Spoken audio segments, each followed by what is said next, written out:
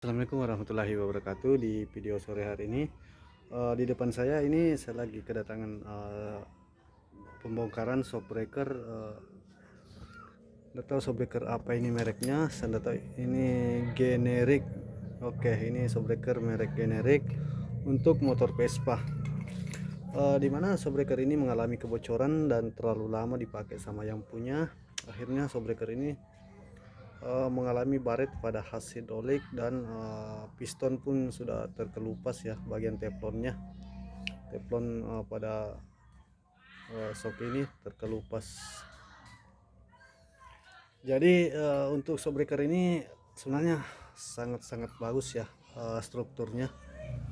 Untuk shockbreaker ini serusak apapun jangan dibuang ininya, karena ininya bisa masih serusak apapun seperti ini, kalau rusak bisa masih bisa digantikan dengan shockbreaker seperti shockbreaker variasi lainnya, bisa pakai ini.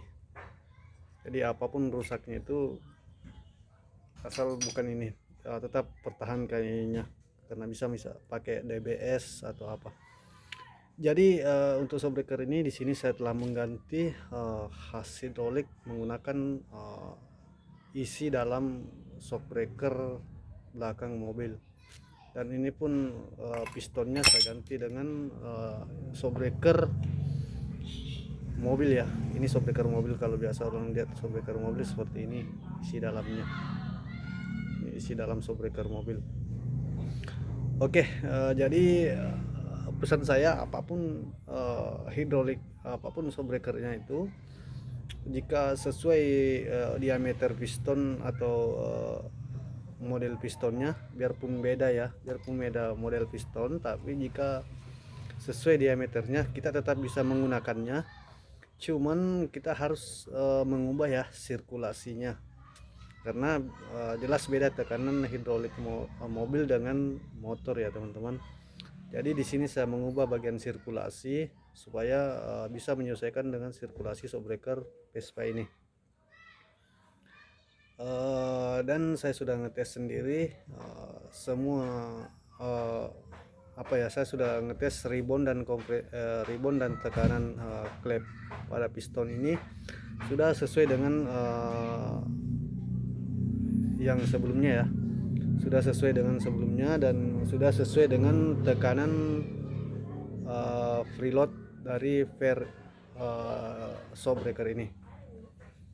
Jadi begitu ya pesan saya, apapun bagaimanapun shockbreakernya itu kita harus kalau kita mau custom, jadi apapun bahannya itu, jika kita mengerti penyesuaian, tentu akan bisa tetap digunakan ya. Jadi untuk shockbreaker ini saya tidak perlu panjang lebar menceritakan menjelaskan, karena di shockbreaker ini tidak ada kendala lain daripada yang rusaknya khas ini. Oke, mungkin itu saja, sekian video singkat dokumentasi dari saya. Yang terakhir dulu, setelah saya pergantian khas dari bawaan orinya, shockbreaker ini menggunakan klik ribbon, dan setelah pergantian ini sudah tidak ada klik ribbonnya, jadi kita setel manual. Ini tidak bisa kita memanfaatkan klik ribbonnya dikarenakan khas ini tidak lubang ya. Untuk mendapatkan khas seperti ini sangat susah ya teman-teman, untuk mendapatkan khas model seperti ini. Jadi itu saja video singkat dokumentasi dari saya. Sekian, assalamualaikum warahmatullahi wabarakatuh.